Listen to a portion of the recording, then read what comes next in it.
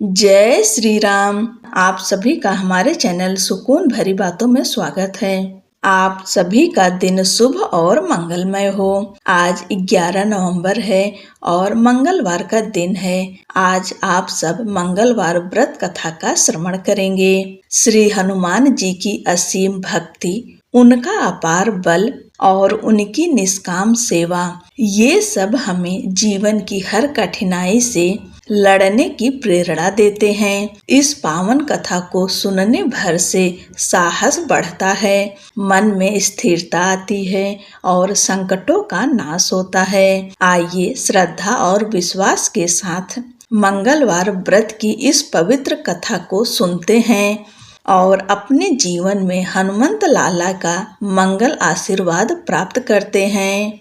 पौराणिक कथा के अनुसार एक समय की बात है कि एक ब्राह्मण दंपत्ति प्रेम भाव से साथ साथ रहते थे, लेकिन उनकी कोई संतान न होने के कारण वे दुखी रहते थे। ब्राह्मण हर मंगलवार को वन जाकर हनुमान जी की पूजा करता और संतान की कामना करता था। ब्राह्मण की पत्नी भी हनुमान जी की बहुत बड़ी भक्त थी और मंगलवार का व्रत रखती थी। वह हमेशा मंगलवार के दिन हनुमान जी को भोग लगाकर ही भोजन करती थी।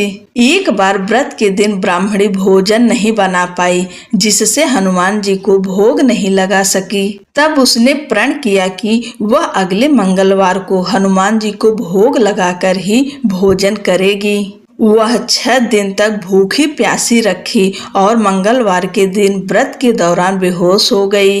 ब्राह्मणी की निष्ठा और लगन को देखकर हनुमान जी बहुत प्रसन्न हुए और आशीर्वाद के रूप में एक संतान दी और कहा कि यह तुम्हारी बहुत सेवा करेगा।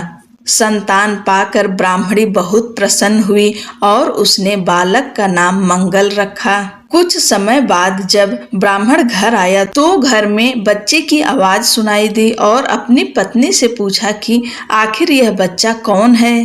ब्राह्मणी की पत्नी ने कहा कि हनुमान जी ने व्रत से प्रसन्न होकर अपने आशीर्वाद के रूप में यह संतान हम दोनों को दी है। ब्राह्मण को अपनी पत्नी की इस बात पर विश्वास नहीं हुआ। एक दिन जब ब्राह्मणी घर पर नहीं थी तो ब्राह्मण ने मौका देखकर बच्चे को कुएं में गिरा दिया। जब ब्राह्मणी घर लौटी तो उसने मंगल के बारे में पूछा। तभी पीछे से मंगल मुस्कुराकर आ गया और ब्राह्मण बच्चे को देखकर आश्चर्यचकित रह गया। रात को हनुमान जी ने ब्राह्मण को सपने में दर्शन दिए और बताया कि यह संतान तुम्हारी है। ब्राह्मण सत्य जानकर बहुत खुश हुआ।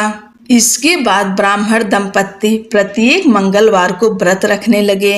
शास्त्रों के अनुसार जो भी मनुष्य मंगलवार व्रत और कथा पढ़ता या सुनता है, उसे हनुमान जी की विशेष कृपा प्राप्त होती है। उसके सभी कष्ट दूर होते हैं और हनुमान जी की दया के पात्र बनते हैं। बोलो बजरंग बली की जय। जब नागों की माता पहुंची हनुमान जी की बल बुद्धि की परीक्षा लेने, हनुमान जी को आकाश में बिना विश्राम लिए लगातार उड़ते देखकर समुद्र ने सोचा, ये प्रभु श्री रामचंद्र जी का कार्य पूरा करने के लिए जा रहे हैं। किसी प्रकार थोड़ी देर के लिए विश्राम दिलाकर इनकी थकान दूर करनी चाहिए। उसने अपने जल के भीतर रहने वाले मैनाक पर्वत से कहा, मैनाक तुम थोड़ी देर के लिए ऊपर उठकर अपनी चोटी पर हनुमान जी को बिठाकर उनकी थकान दूर करो। समुद्र का आदेश पाकर मैनाक प्रसन्न होकर हनुमान जी को विश्राम देने के लिए तुरंत उनके पास पहुंचा। उसने उनसे अपनी सुंदर चोटी पर विश्राम के लिए निवेदन किया तो हनुमान बोले, मैनाक तुम्हारा कहना ठीक है, लेकिन भगवान श्री रामचंद्र जी का कार्य पूरा किए बिना मेरे लिए विश्राम करने का कोई प्रश्न ही नहीं उठता। ऐसा कहकर उन्होंने मैनाक को हाथ से छूकर प्रणाम किया और आगे चल दिए। हनुमान जी को लंका की ओर प्रस्थान करते देखकर देवताओं ने सोचा कि ये रावण जैसे बलवान राक्षस की नगरी में जा रहे हैं, अतः इस समय इनके बल बुद्धि की विशेष परीक्षा कर लेना आवश्यक है। यह सोचकर उन्होंने नागों की माता सुरसा से कहा, देवी तुम हनुमान के बल बुद्धि की परीक्षा लो। देवताओं की बात सुनकर सुरसा तुरंत एक राक्षसी का रूप धारण कर हनुमान जी के सामने जा पहुंची और उनका मार्ग रोकते हुए बोली, वानर वीर, देवताओं ने आज मुझे तुमको अपना आहार बनाने के लिए भेजा है। उसकी बातें सुनकर हनुमान जी ने कहा, माता, इस समय मैं प्रभु श्री रामचंद्र जी के कार्य करने जा रहा हूँ। उनका कार्य पूरा करके मुझे लौट आने दो। उसके बाद मैं स्वयं ही आकर तुम्हारे मुंह में प्रविष्ट हो जाऊंगा। यह तुमसे मेरी प्रार्थना है। इस प्रकार हनुमान जी ने सुरसा से बहुत प्रार्थना की, लेकिन उसने किसी प्रकार भी उन्हें जाने न दिया। अंत में हनुमान जी ने क्रोध होकर कहा, अच्छा तो लो, तुम मुझे अपना आहार बना लो। उनके ऐसा कहते ही सुरसा अपना मुंह 16 योजन तक फैलाकर उनकी ओर बढ़ी। हनुमान जी ने भी तुरंत अपना आकार उसका दुगुना अर्थात 32 योजन तक बढ़ा लिया। इस प्रकार जैसे जैसे वह अपने मुख का आकार बढ़ाती गईं, हनुमान जी अपने शरीर का आकार उसका दुगुना करते गए। अंत में सुरसा ने अपना मुंह फैलाकर 100 योजन तक चौड़ा कर लिया। तब हनुमान जी तुरंत अत्यंत छोटा सा रूप धारण करके उसके उस 100 योजन चौड़े मुंह में घुसकर तुरंत बाहर निकल आए। उन्होंने आकाश में खड़े होकर सुरसा से कहा, माता, देवताओं ने तुम्हें जिस कार्य के लिए भेजा था वह पूरा हो गया।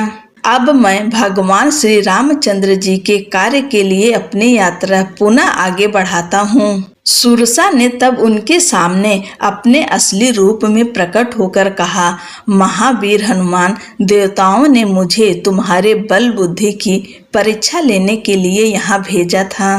तुम्हारे बल बुद्धि की समानता करने वाला तीनों लोकों में कोई नहीं है। तुम शीघ्र ही भगवान श्री रामचंद्र जी के सारे कार्य पूर्ण करोगे, इसमें कोई संदेह नहीं है। ऐसा मेरा आशीर्वाद है।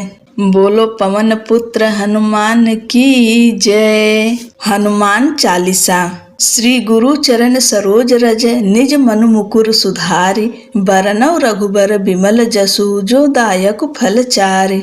बुद्धिहीन तनु जानिके सुमिरौ पवन कुमार, बल बुद्धि विद्या देहु मोहि हरहु कलेश विकार। जय हनुमान ज्ञान गुण सागर, जय कपीस तिहु लोक उजागर। राम दूत अतुलित बल धामा, अंजनी पुत्र पवन सुत नामा। महावीर विक्रम बजरंगी, कुमति निवार सुमति के संगी। कंचन वरन विराज सुवेशा, कानन कुंडल कुंचित केसा। हाथ वज्र और ध्वजा विराजय, कांधे मूज जनेऊ साजय।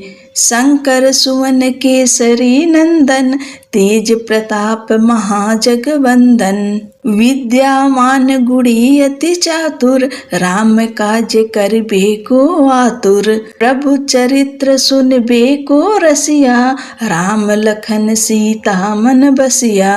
सूक्ष्म रूप धरि सिंहि दिखावा, विकट रूप धरि लंक जरावा।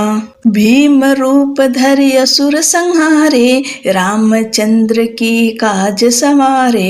लाय सजीवन लखन जियाए, श्री रघुवीर हरषि उर लाए। रघुपति किन्ही बहुत बड़ाई, तुम मम प्रिय भरतहि सम भाई। सहस बदन तुम्हरो जस गावें, अस कहि श्रीपति कंठ लगावें। सनकादिक ब्रह्मादि मुनीसा, नारद सारथ सहित अहिसा। जम कुबेर दिगपाल जहाते, कवि कोविद कहि सके कहाते। तुम उपकार सुग्रीवहि कीन्हा, राम मिलाए राजपद दीन्हा। तुम्हरो मंत्र विभीषण माना, लंकेश्वर भये सब जग जाना।